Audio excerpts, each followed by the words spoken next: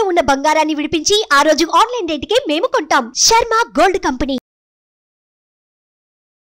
నమస్తే రమగారు. నమస్తే చే రమగారు, కార్తీక పౌర్ణమి. కార్తీక మాసం అనగానే మాసం మొత్తం ఒక విశిష్టత అయితే పౌర్ణమికి మరో విశిష్టత కదండి. స్పెషల్ మరి పౌర్ణమి యొక్క విశిష్టత. పౌర్ణమి కంటే ముందు మనం ఏం చేస్తాం, క్షీరాబ్ది ద్వాదశి, చిలుకు ద్వాదశి ఇవి చేసుకుంటాం కదా. ధాత్రి, తులసి ధాత్రి కళ్యాణం చేస్తాం. అవి రెండు ఇవి చేసుకుని అదొక హడావిడి. 3 రోజులు గడవగానే పౌర్ణమి వస్తుంది. పౌర్ణమి మరీ విశేషము. పౌర్ణమి నోములు ఉంటాయి చాలామందికి. అవును, పౌర్ణమి నోములు మరి ఎవరెవరి ప్రాంతాల్లో ఏ రకమైన నోములు ఉంటే అవి తప్పకుండా చేయండి, మానకుండా. నాకు తెలియదండి అని చెప్పకండి, ఎవరో ఒకళ్ళని అడగండి. ఉంటే వాళ్ళని ఫాలో అవ్వండి. లేకపోతే మనకు అవి ఎందుకు, మనకే బోల్డ్ ఉంటాయి. అదే కదా. కానీ మీ ఇళ్ళల్లో నోములు ఉంటే మీ ప్రాంతంలో ఏం చేస్తారు, దేశాచారాలు, గ్రామాచారాలు ఏ ఉన్నాయో అవి తప్పకుండా పాటించండి అమ్మా. మీ ద్వారా అవి తర్వాత తరాలకి వెళ్తాయి. మనకి మన దాన్ని కంటిన్యూ చేయటం, మన కలి ప్రభావం వల్ల ఒక తరం నుంచి రెండో తరంకి అందవలసినవి ఏవి అందకుండానే పోతున్నాయి. పిల్లలకి అన్నం ఎలా పెట్టాలో కూడా మర్చిపోయే స్థితిలోకి వచ్చాం మనం.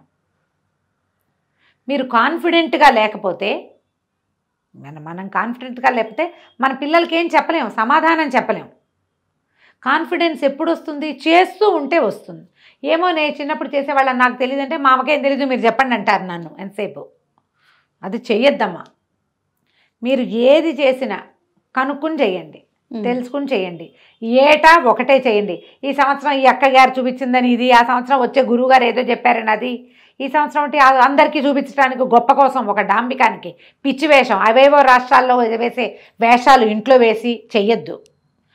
అలా పిచ్చి పిచ్చివి ఫాలో కాకండి. వాళ్ళు ఒట్టి వీడియోలు మీకు సరదాగా చూపిస్తున్నారు అంతే తప్పిస్తే అట్లా అవ్వద్దు, అది తప్పు. ఇప్పుడు నేను చెప్పినా కూడా నేను మీ ప్రాంతం అని చెప్తా ప్రత్యేకంగా. నేను ఇంకొకళ్ళని ఫాలో కాను చచ్చిన.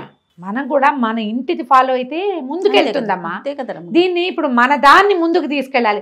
ఎవరో దాన్ని, వాళ్ళు ఎక్కడి నుంచో అంటించుకున్న దాన్ని, వాళ్ళు ఎక్కడో తెలుసుకున్న దాన్ని ఒక వేషానికి చూపిస్తే, వేషాలు ఫాలో అయితే ఎలాగమ్మా? నిజాలు కదా ఫాలో అవ్వాల్సింది. ఖచ్చితంగా తప్పు కదా అది. ఆ పనులు చేయకండి, గొప్ప కోసం చేయొద్దు. పూజ ఎప్పుడు కూడా భక్తి తత్పరత, దాని మీద మనకి నమ్మకం ఉండాలమ్మా. ఏదైనా ఒక పని చేస్తున్నాము నమ్మకంతో చేయండి. ఫ్యాన్సీగా వేషం కోసం నలుగురికి చూపించడానికి చేసేది ఏది కూడా ఫలించదు. ఎప్పుడైనా బెడిసి కొట్టేస్తాయి అవి. బెడిసి కొట్టే పనులు చెయ్యొద్దు. వాళ్ళు చూపించారని అందం అలంకరణ కంటే భక్తి, శ్రద్ధ, తత్పరత చాలా ఇంపార్టెంట్. ఇది బ్యూటిఫికేషన్ కోసం కాదు. ఈ భక్తి మిమ్మల్ని భగవంతుని వైపుకి నడిపించడానికి, ఈ పర్వదినాలన్నీ మీరు అలంకారం చేసుకుని జనాలకు చూపించడానికి, కొత్త చీరలు కట్టుకోవటానికి కాదమ్మా. అది ఆలోచించండి. అట్లా ఈ ప్రదర్శన మనం పెళ్ళిళ్ళు పేరెంటాలప్పుడు చేస్తూనే ఉన్నాం కదా. దానికి ఇంకా ఉన్నాయి, బోల్డ్ ఉన్నాయి. పిల్లల పుట్టినరోజులు వస్తాయి, మీ పుట్టినరోజులు వస్తుంది, పెళ్లి రోజులు వస్తాయి కదా. పర్వదినాలలో పిచ్చి వేషాలు వేయకండి. బ్రీఫ్గా అదే మాట. మన ఇంట్లో, మన ప్రాంతంలో, మన చుట్టుపక్కల, లేదా మనకు ఒక ఆధ్యాత్మిక గురువో లేకపోతే దైవ సంబంధమైన ఆధ్యాత్మిక గురువులు అందరికీ ఉండకపోవచ్చు. పురోహితులు ప్రతి వాళ్ళకి ఉంటారుగా. ఏటా ఓ గురువు గారినే, ఒక అయ్యగారినే పిలుచుకుంటాం కదా. అంతే లేదు, అది కూడా లేదు. మన ఇంటి దగ్గర ఒక దేవాలయం ఉంది, మనం వారానికో 2 వారాలకో అక్కడికే వెళ్ళి అయ్యగారికి నమస్కారం పెట్టొస్తామా? ఆ అయ్యగారిని పెట్టుకోండి, ఆయన చెప్పిన ప్రకారం చేసుకోండి. వచ్చే ఏడాది మళ్ళీ మర్చిపోతామనుకుంటే ఇప్పుడు మనకు అవకాశం ఉంది, ఫోన్ తోటో పుస్తకంలోనో రికార్డ్ చేసి పెట్టుకోండి. వచ్చే ఏడాది మళ్ళీ ఏం చేయాలి అని అడగద్దు. మీరు కొత్తవి మొదలు పెడితే కుశంకలు ఎక్కువగా ఉంటాయి. మీరు ఏటా 365 ఒత్తులు వెలిగిస్తున్నారనుకోండి, నేను అక్కర్లేదమ్మా ఇంటికి ఒక దీపం అని చెప్తా. ఎక్కర్లా, మీరు చేసేది మీరు చేసుకోండి. కొత్తగా చేసేవాళ్ళు ఒకటే పెట్టుకుంటారు. పిల్లలతోటి కూడా వెలిగిపిస్తానండి నేను, లక్షణంగా వెలిగించుకోండి, మాకే అభ్యంతరము లేదు. మానేస్తే మీకు డౌట్ వస్తుంది, అమ్మో మానేసాం పిల్లాడు అందుకే పడ్డాడు, ఇలాంటి డౌట్లు వస్తాయి. డౌట్లలోకి వెళ్ళొద్దమ్మా. మనం ఏది చేసినా భగవంతుని వైపు మనం సజావైన ప్రయాణం, రుజుమార్గంలో వెళ్ళాలి, సరైన మార్గంలో వెళ్ళాలి. రుజుమార్గం అంటే చూడండి, పెద్ద దీపం ఉంది, దానికి పెద్ద అడ్డం కట్టేసాం, రేకు ఏం కనపట్ల, దానికి ఒక్క హోల్ పెట్టాం. అంత దీపకాంతి ఆ హోల్లో నుంచి వస్తుంది బయటికి. మీరు ఆ సన్నటి మార్గాన్ని పట్టుకున్న దేవుడి వైపు వెళ్తారు. అది సజావైన మార్గం కావాలి అంతే. ఈ సంవత్సరం ఈ వేషం, వచ్చే సంవత్సరం ఇంకో వేషం, వాళ్ళెవరినో ఇవాళ ఫాలో అయ్యి చెయ్యొద్దు, అది పద్ధతి కాదు. సాధారణంగా ఏం చేస్తారు, పగలు ఉపవాసం, రాత్రి భోజనం సాధారణ నియమం. మీరు నక్తాలు ఉంటే కార్తీక నక్తాలు ఉంటారు కదా, పగలు ఉపవాసం రాత్రి భోజనం, ఇది కూడా నక్తాల్లో కలిసిపోతుంది, పర్వాలేదు.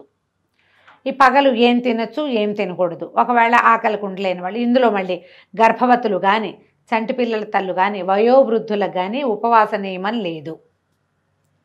మీరు ఈజీగా దేవుడి దగ్గర నివేదన చేసుకుని అవి తినండి, అది కూడా ఉపవాసం కిందకే వస్తుంది, తప్పులేదు. పొద్దున ఏదో నివేదన చేస్తాం, పాలు గీళ్ళు పెడతాం, అన్నం వంట చేసుకుని వంటంతా పెట్టేయండి, శుభ్రంగా తినండి ప్రసాదాన్ని, ఉపవాసమే. ఉపవాసం లేను అని చెప్పక్కర్, మేము ఉపవాసం లేవండి అన్నం తిన్నాం అనక్కర్లా, ప్రసాదమే తిన్నాం మేము, చూపించాం కదా. కూర పప్పు, పిల్లలకి ఏదో వండుతాం చిన్నదంత అన్నం, అది కూడా నివేదన చేయండి. పిల్లాడు కూడా ఉపవాసం ఉన్నట్టే చంటాడు కూడా చక్కగా, ఇవి పని చేయండి. ఈ పెద్దవాళ్ళందరూ దీనికి సూర్యోదయానికి ముందే స్నానం చేయాలి, పగలు నిద్రపోవద్దు. కానీ ఇందులో మళ్ళీ గర్భిణులు, పెద్దవాళ్ళు, చంటి పిల్లల తల్లులకి అమెండ్మెంట్, వాళ్ళకి లేదు ఆ నియమం. మీరు ఉపవాసం చేయదలుచుకున్న వాళ్ళు పగలు పడుకోకండి. పొద్దున ఎప్పుడో లేస్తాం, ఆ మాత్రం అలసట వస్తుంది లాంటివి పర్వదినాల్లో చెప్పుకోకండి. నెలంతా మీరు పగలు పడుకోకుండా ఉండలేకపోవచ్చమ్మా, దానికి నేనేం చెప్పను. కనీసం ప్రత్యేక పర్వదినాల్లో పగలు పడుకోకండి. ఆ మాత్రం నిద్ర వస్తుంది కదా, కాసేపు పడుకోండి, చేరబడండి. రాత్రికి పడుకుందరు కానీ పెందరాళి, పర్వదినంలో చేయొద్దు. మనకి ఫలితం పూర్తిగా కావాలంటే ఇది పద్ధతి. మన అమెండ్మెంట్లు మనం చెప్పుకుంటాం, శాస్త్రానికి చెప్పలేము అవన్నీ. కరెక్ట్ అండి. సాయంకాలం చీకటి పడంగానే పెందరాళ్ళే వాకిళ్ళు ఊడ్చుకోండి, ఇల్లు ఊడ్చేసుకోండి, చకచక. ఏదైనా పని మా ఇంటి అమ్మాయితో చేయించుకోండి, ఏదో మీరే అయితే చేసుకోండి. సావాకిట్లో సంజకు ఒక ముగ్గు వేయండి, సంజ ముగ్గేసుకోండి. తర్వాత తులసి దగ్గర శుభ్రం చేసి ముగ్గేసి పెట్టుకోండి.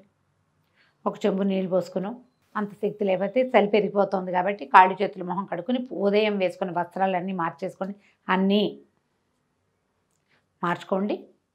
తర్వాత దీపారాధన చేసుకోండి. దేవుడి దగ్గర ముందు తొలి ఒక దీపారాధన చేసి తులసమ్మ దగ్గర ఒక దీపం పెట్టాక అప్పుడు మీరు 365 ఒత్తుల్ని వెలిగించుకోండి. ఈ 365 ఒత్తులు కూడా ఉదయం స్నానం తర్వాత మీరు ఏదైనా ఆవు నేతిలో తడిపి ఉంచితే ఒత్తులు బాగా సులువుగా వెలుగుతాయి, పూర్తిగా ఆహుతవుతాయి. ఒత్తి పైన ఇట్లా మండి కింద భాగం ఉండటం కంటే మొత్తం ఆహుతయితే శ్రేష్టము. దీపారాధన మొత్తం ఆహుతయితే మంచిది. అవకాశం ఉండి ఒకవేళ అవ్వలేదనుకోండి, ఒక చిటికెడు కర్పూరం వెలిగిస్తే మీకు సులువుగా వెలుగుతుంది. 365 ఒత్తులు వెలిగించండి. సంవత్సరంలో స్త్రీలకి పూర్తిగా అవకాశం ఉండదు. 365 రోజులు దీపారాధన అవకాశం ఆడవాళ్ళకి అవకాశం ఉండదు. మగవారు వేరే వేరే ప్రాంతాలకు వెళుతూ ఉంటారు, ప్రయాణాల్లో ఉంటారు, ఉద్యోగ వ్యాపార నిమిత్తంగా కుదరకపోవచ్చు, లేదా ఆసక్తో అనాసక్తో ఏదైనా కుదరని పరిస్థితిలో ఏదైనా కావచ్చు, వారికి అవకాశం లేదు. వాళ్ళకి కూడా ఈ ఒత్తులు వెలిగిస్తే సరిపోతుంది. భార్యకు ఒకటి భర్తకు ఒకటి పెట్టవలసిన అవసరం సాధారణంగా లేదు. మీకు అలాంటి ఆస్తి ఉంటే పెట్టుకోండి. సంటి వెంటి పిల్లలు ఉంటే వాళ్ళకు కూడా అని పెట్టకండి అమ్మ. ఇంటికి ఒక దీపం చాలు. మీకు అలవాటు ఉండి మేము ఇదే చేస్తామంటే మీ ఇష్టం, మిమ్మల్ని వద్దని చెప్పట్లేదు. కొత్తగా చేసేవాళ్ళు అయితే అవి పెట్టుకోకండి. ఒక ఇంటికి ఒక దీపారాధన సరిపోతుంది. ఈ 365 ఒత్తులు వెలిగించండి. ఏమైనా పళ్ళు పాలు నివేదన చేయండి. వంట చేసేసుకోగలిగి ఉండి 2 వాళ్ళు సహాయం చేస్తే ఏదైనా అన్న నివేదన కూడా చేయండి. నేనైతే సాయంకాలం 4 గంటలకల్లా వంట మొదలు పెట్టేసి 6:30కి వంట ముగించేసుకుంటాను.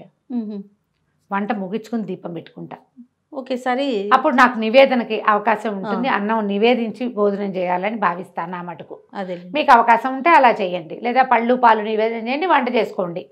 ఇదే చేయాలన్న నియమం లేదమ్మా. మీ అవకాశాన్ని బట్టి చక్కగా చేసుకోవచ్చు. మగవాళ్ళు ఉండి వాళ్ళు కూడా దీపం వెలిగించడానికి ఉత్సుకత చూపిస్తే మహాద్భుతమైన సంగతి, వాళ్ళతోటి వెలిగింపించండి. ఆ ఒత్తులు మీరు వెలిగించకపోయినా తప్పులేదు. వాళ్ళు వెలిగిస్తే మీరంతా ఏర్పాటు చేసి పెట్టారు కదా, సరిపోతుంది. ఏర్పాటు మీరు చేసి దీపం వాళ్ళు వెలిగించడం మహత్తరంగా ఉంటుంది. చాలామంది అడుగుతారు, మగవాళ్ళే దీపం పెట్టాలా, మగవాళ్ళే పూజ చేయాలా, ఆడవాళ్ళు చేయకూడదా, ఆడవాళ్ళు మగవాళ్ళు చేయాలి, చేస్తేనే ఫలితం లభిస్తుంది కదా. మన అవకాశం అమ్మా. ఈ కాలం ఏం కాలం.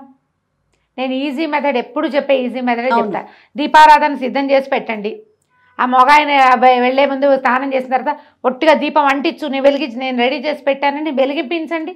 మీకు వాళ్ళు చేస్తేనే బాగుంటుందన్న నమ్మకం ఉంటే చెయ్యనివ్వటమే చాలా పెద్ద విశేషం అనుకుంటా జయ నేనైతే. కొంతమంది చేయనివ్వరు కూడా, ఆ దీపాలు కూడా పెట్టనివ్వరు. అవన్నీ ఎందుకంటారు? అది కాకుండా నేను ఏదో చేయనిస్తున్నాడు కదా, ఒక ఏర్పాటు చేయండి దీపం, దాంట్లో వెలిగించడానికి చక్కగా దీపం పెట్టేస్తే వెలిగిస్తారు. ఈ 365 ఒత్తులు కూడా ఒకవేళ వాళ్ళు వచ్చి ఒప్పుకుంటే వెలిగించు, నువ్వు కూడా మంచిది పెద్దవాళ్ళు చెప్తున్నారంటే మంచిదే, వాళ్ళు కూడా వెలిగిస్తే వెలిగించుకోండి. ఇంట్లో ఉన్న పిల్లలకి అందరికీ ఆ వెలుగుతున్న జ్యోతికి నమస్కారం చేయించండి, దండం పెట్టుకోండి. తులసి చెట్టు దగ్గర అక్కడ వెలిగిస్తే తులసికి వేడి సెగకి పెద్ద మంట వస్తుంది, జ్వాల. అంత జ్వాల వచ్చేటప్పుడు తులసి అది పాడవుతుందమ్మా, కొంచెం శ్రద్ధ వహించండి.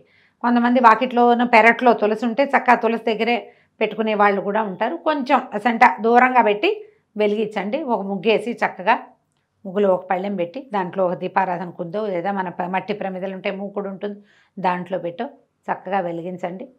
ఇలాంటి జ్యోతిలో భగవద్ దర్శనం చేయటం తెలుసుకోండి. దీనికి ఎన్ని పువ్వులు పెట్టావు, నువ్వు బంతి పూలు పెట్టావా, చామంతి పూలు పెట్టా, ఏమీ లేదమ్మా.